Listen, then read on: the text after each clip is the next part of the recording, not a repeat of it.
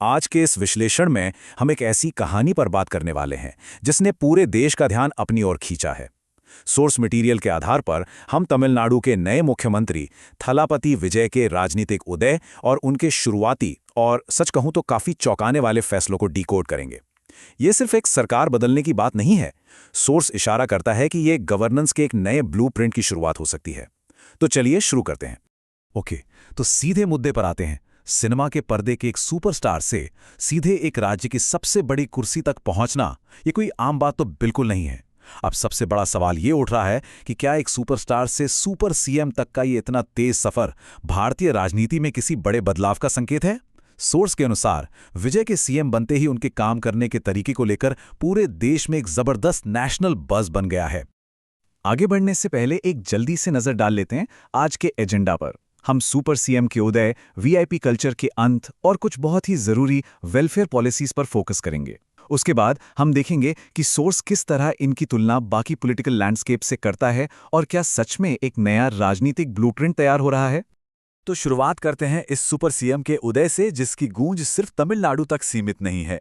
CM पद की शपथ लेने के तुरंत बाद ही उन्होंने कुछ ऐसे फैसले लिए हैं जिनकी चर्चा साउथ इंडिया की बाउंड्रीज को पार कर चुकी है।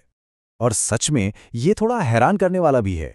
सोर्स एक बहुत ही दिलचस्प घटना शेयर करता है। असम के एक वायरल वीडियो का जिक्र है जहां आम लोग विजय के लीडरशिप के लिए अपना फुल सपोर्ट दिखा रहे हैं। सोचिए, एक रीजनल लीडर की पॉपुलैरिटी का इस तरह नेशनल लेवल पर फैलना, ये अपने आप में काफी बड़ी बात है। अब आते हैं उस मुद्दे पर जिसने सबसे ज्यादा सुर्खियां बटोरी हैं और सोर्स भी इसको लेकर काफी एक्साइटेड नजर आता है, और वो है सालों से चले आ रहे वीआईपी कल्चर का पूरी तरह से खात्मा। कुछ बदलावों पर गौर करते हैं जो बहुत तेजी से लागू किए गए। सड़कों और बिल्डिंग्स पर पॉलिटिकल बैनर लगाने पर पूरी तरह से रोक लगा दी गई। लेकिन सबसे बड़ा कदम, अब सीएम या किसी भी मंत्री के आने जाने पर आम जनता का ट्रैफिक नहीं रोका जाएगा। और हाँ, एम्बुलेंस को बिना किसी रुकावट के सबसे पहले रास्ता दिया जाएगा। यह साफ इशारा है कि आम नागरिक अब वीआईपी प्रोटोकॉल की वजह से परेशान नहीं होंगे। अब यहाँ जो सबसे दिलचस्प बात है वो ये है कि कैसे एक छोटे से प्रतीक का कितना गहरा सामाजिक असर हो सकता है। सफेद तौलिया या white towel ban. Source highlight करता है कि सरकारी अधिकारियों की कुर्सियों से इन सफेद तौलियों को हटा दिया गया है। असल में इसे अंग्रेजी दौर से चला आ रहा छुआछूत और वीआईपी रुतबे का सिंबल माना जाता था। सोर्स के मुताबिक इस कॉलोनियल एरा के निशान को हटाना एक बहुत ही गहरा मैसेज देता है। सिर्फ सिंबल्स ही नहीं, अब बात करते हैं ग्राउंड लेवल पर हो रहे वेलफेयर पॉलिसी शिफ्ट्स की। सोर्स ने यहां कुछ बहुत ही स्पेसिफिक डेटा पॉइंट सामने रखे हैं जिन पर उनका पूरा तर्क टिका है। ये नंबर 770 अपने आप में बहुत अहम है। सोर्स बताता है कि ये उन शराब की दुकानों की सटीक संख्या है जिन्हें स्कूलों, मंदिरों और मस्जिदों के 500 मीटर के दायरे से तुरंत हटाने का आदेश दिया गया है। ये साफ दिखाता है कि जनहित के मुद्दे कितनी तेजी से हैंडल किए जा रहे हैं। बाकी बड़े कदमों की बात करें तो लिस्ट काफी लंबी और तेज है। पावर में आते ही 200 यूनिट तक फ्री बिजली का ऐलान कर दिया गया। महिलाओं की सुरक्षा के लिए एक स्पेशल टास्क फोर्स और हेल्पलाइन बनाई गई। नशे की लत को रोकने के लिए एक नई एंटी ड्रग कमेटी बनी और एक बड़ा आर्थिक कदम उठाते हुए सीधे पीएम मोदी को लेटर लिखकर कॉटन इंपोर्ट ड्यूटी हटाने की मांग की गई। सोर्स इस बात पर पूरा जोर देता है कि इन फैसलों की रफ्तार वाकई हैरान करने वाली है। पॉलिसीज से आगे बढ़कर एक लीडर का पर्सनल कंडक्ट कैसा होता है वो भी बहुत मायने रखता है। और यही हमारा अगला पॉइंट है, सादगी।